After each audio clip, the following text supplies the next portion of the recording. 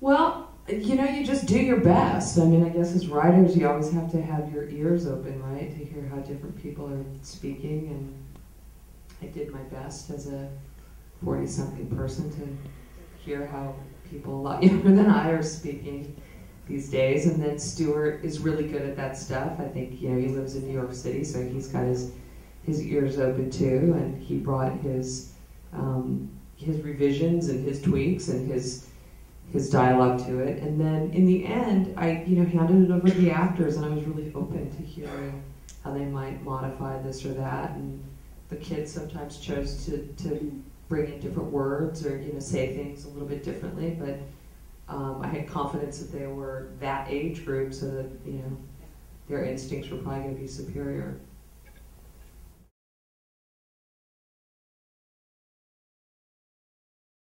Yeah, I do, and I actually rely on that a lot, especially, you know, during the drafts and the writing process, and then all the way through the editing process. And you know, I kind of try to keep it fairly limited, so because I don't want to, you know, burn people out, and I don't want to expose it too much. But I show it typically to a few trusted, near and dear filmmaker friends, and, you know, the producer I'm working with, and my agent who I've worked on all these films with. And then I'll show it to, you know, I show it to my girlfriend. She'll be forced to read it repeatedly. And my sister's a great reader. So maybe there's like 10 people, or, you know, less than 15 people over the course of all those years that have read it. But some people will be like repeat customers who I know that can handle looking at it and seeing it have dialogue about how it's evolving. And some people I'll just be like, okay, now I need new perspective, so I'm gonna hit a blah, blah, blah, and, you know, these two people are gonna read it and they've never read it before and just get a fresh perspective. So I count on that a lot, actually.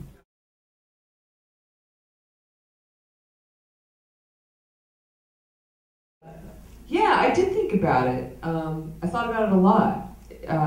The first thing I thought about was, hey, this was the plot, this was the setup, this was the idea that came to me without a lot of self-censorship and mediation. So I need to trust that.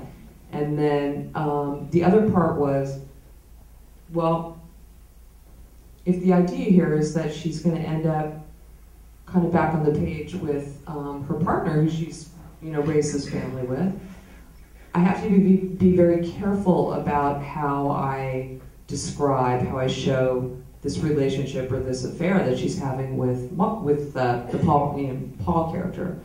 And it was really important, and it took a long time to sculpt that the right way, so that the ideas about why she would be drawn to this guy and be sort of kind of reckless and impulsive with him would be clear, and that it wouldn't seem like just this sort of, you know, overdriven kind of, oh, I'm in love with a man and I'm having a confusion about my sexuality and maybe I should run off with him. And I didn't want to lead the audience down that path. I wanted to be very specific and precise about it.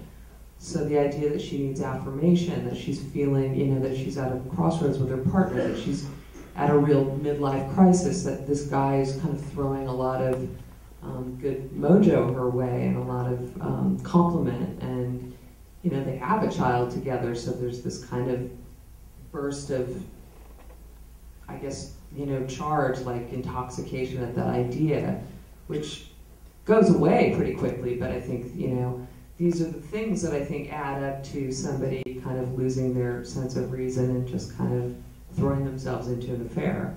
And in the end, I felt like for her to kind of be not cold, but kind of clear about it, where he's coming into some diluted idea about them actually running off together.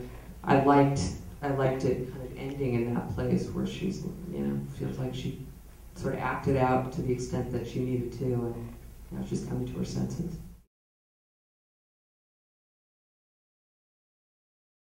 Yeah, I tried not to get too familiar with what it was, but I did sense that there were certainly people in the lesbian community that felt like that was not a,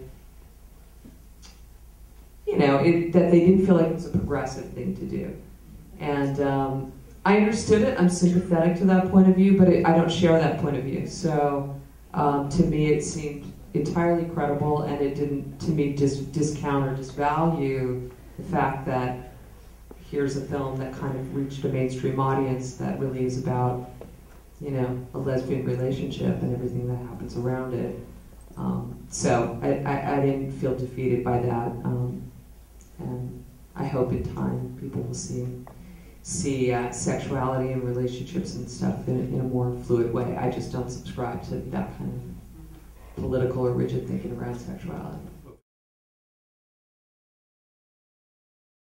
I am working on a screenplay that's adapted from a book, so that's kind of in the early stages. Somebody brought that to me, and I'm not really talking about that yet, and